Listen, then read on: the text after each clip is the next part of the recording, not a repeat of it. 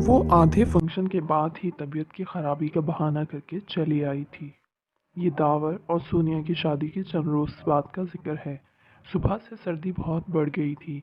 दिसंबर ख़त्म होने को था और हवा देने वाली बन चुकी थी। ऐसे में वो कैंपस में स्कॉलरशिप के ऑर्डिनेंस के ऑफिस के बाहर दरवाजे पर लगी लिस्ट देख रही थी। अरिस्मस मेंडिस एक्सचेंज प्रोग्राम के तहत स्टूडेंट में से सिर्फ दो लड़कियां सुबांची यूनिवर्सिटी जा रही थीं, हया सुलेमान और खतीजा राना। ये खतीजा राना कौन है भला? वो सोचते हुए अपने यक होते हाथ आपस में रगड़ रही थी। सर्दी से इसकी नाक सुर्ख पड़ रही थी। लॉन्ग शर्ट और ट्राउजर पर स्टाइलिश सा लॉन्ग स्वेटर पहने वो दरवाजे के सामने खड़ी थी। दफतन अकब से किसी ने पुकारा, एक्सक्यूज मी। वो चौंक कर पलटी। पीछे एक लड़की खड़ी थी, कंधे पर बैग में डायरी और पेन और आंखों पर बड़ा सा चश्मा। वो इसको नाम से नहीं पहचानती थी, मगर इसको कई दफ़ा यूनिवर्सिटी में देखा ज़रूर था। वो लड़की से ख्वामखा ही बहुत बुरी लगी थी। ये हया सुलेमान कौन है भला? वो चश्मे के पीछे से आंखें सुकेड़े सोचती हुई कह रही थी। हया ने एक तंजिया निगाह इसमें इसके सर से पैर तक जायजा लिया, फिर ज़रा रूखे अंदाज में बोली, मैं हूँ। ओह! इसने जैसे बमुश्किल अपनी नागवारी छुपाई। मैं आपके साथ तुर्की जा रही हूँ हया। मैं खतीजा हूँ। मेरी फ्रेंड्स मुझे डीजे कहती हैं, मगर आप मेरी फ्रेंड नहीं हैं, सो खतीजा ही कहिएगा। मुझे भी हया सिर्फ मेरे फ्रेंड्स कहते हैं, आप मुझे मिस सुलेमान कह सकती हैं। वो कहकर पलट गई। अजीब बददिमाग लड़की थी वो खतीजा राना। इसे पहले ही ख्वामखा बहुत बुरी लगी थी, और अब अंदाज़ा हो गया था कि इसके भी हया के बारे में ख्यालात कुछ ऐसे ही थे। वो जैसे ही घर आई, जफ़र सामने आ गया, भागता हुआ हाँफता हुआ। हया बीबी। बोल भी चुका वो गाड़ी लॉक करती खौफज़दा हुई।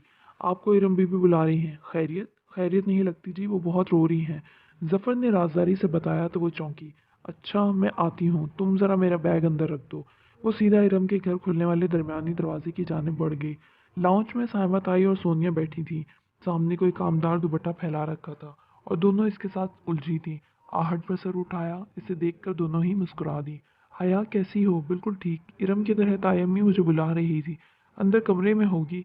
ओके, मैं देख लेती हूँ। वो मुस्कुरा कर राहदारी की सिम बढ़ गई। इरम के कमरे का दरवाज़ा बंद था। इसने डोर नॉब घुमाकर धकेला। दरवाज़ा खुलता चला गया।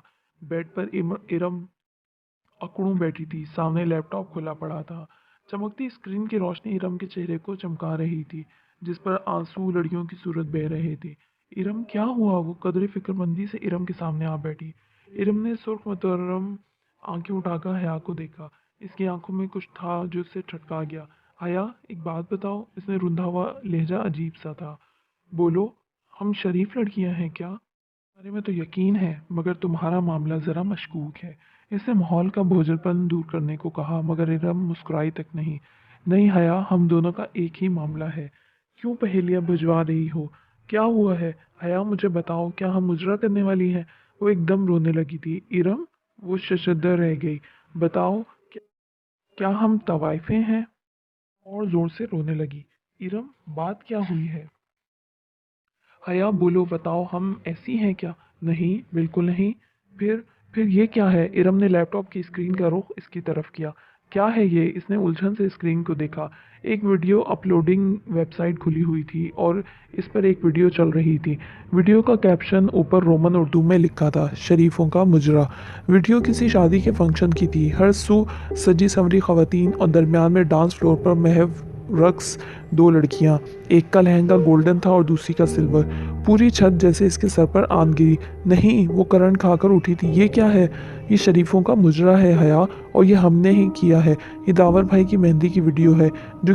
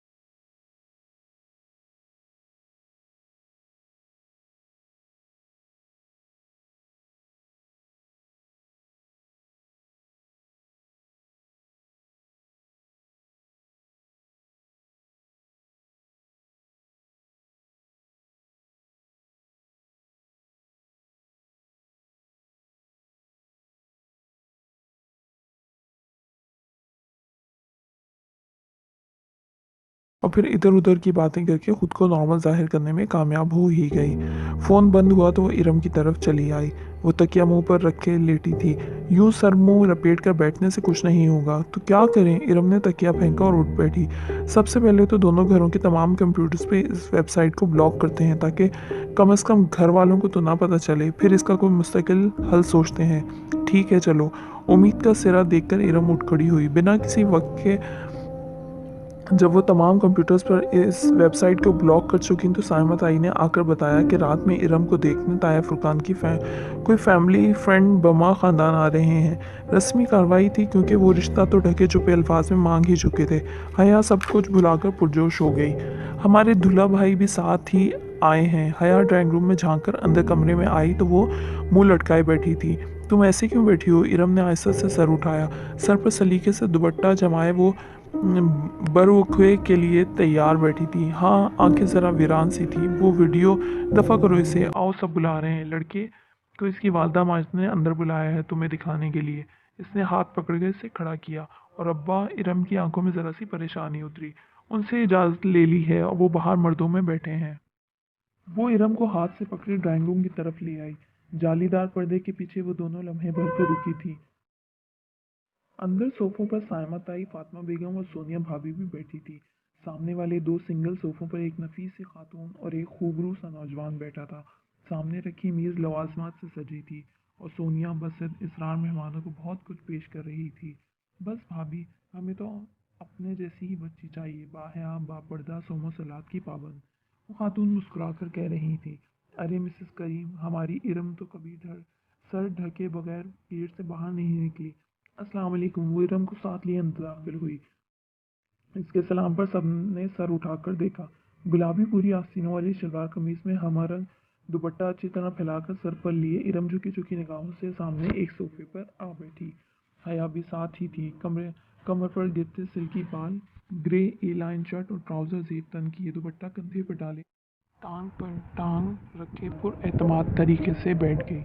यूं बैठने से ट्राउज़र के पांचे ज़रा ऊपर को उठ गए और ग्रे कैंची चप्पलों में मुकैयद सफ़ेद पाँव टखनों तक झलकने लगे। बेगम करीम की मुशफ़िक़ सी आंखों में इरम को देखकर पसंदीदगी की झलक उतरी थी।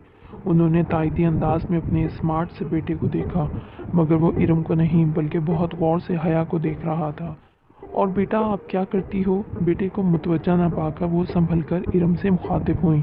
जी मास्टर्स कर रही हूँ इंग्लिश लिटरेचर में, इरम ने झुकी झुकी निगाहों से जवाब दिया। तभी हया को महसूस हुआ वो लड़का मुसलसल इसे देख रहा है, सताइश या पसंदीदगी से नहीं बल्कि गौर से जांचती परखती नज़रों से। दफतन इसने पॉकेट से अपना ब्लैक बेरी मोबाइल निकाला और खामोशी से सर झुकाए बटन प्रेस करने लगा। ख़वातीन आपस में गुफ्तगू में मसरूफ़ थीं, मगर हया कुछ अजीब सा महसूस करती कनखियों से इसी को देख रही थी जो अपने फ़ोन पर झुका था। तभी हौले से इसके मोबाइल से माय नेम इज़ शीला की आवाज़ गूंजी, जिसे इसने फ़ौरन बंद कर दिया, मगर वो सुन चुकी थी। शीला के साथ शादियों को मखसूस शोर भी सुनाई दिया था और इरम ने भी शायद कुछ सुना था। तभी चौंक कर गर्दन उठाई और बेकदरे सुबकी से वापस झुका दी। हया को अपनी जान जिस्म से निकलती महसूस हुई थी। क्या दुनिया इतनी छोटी थी? वो अब मोबाइल पर कुछ देख रहा था, कभी स्क्रीन पर देखता और कभी हया और इरम के चेहरों पर निगाह डालता। साफ ज़ाहिर था वो कुछ मिलाने की सही कर रहा था। यकीन दहानी, तस्दीक, सबूत सब साफ ज़ाहिर था। फिर एकदम वो उठा और तेज़ी से कमरे से निकल गया। एक शर्मिंदा सी खामोशी ने सारे माहौल को घेर लिया। हया ने सर झुका दिया। इसे अपना दिल डूबता हुआ महसूस हुआ था।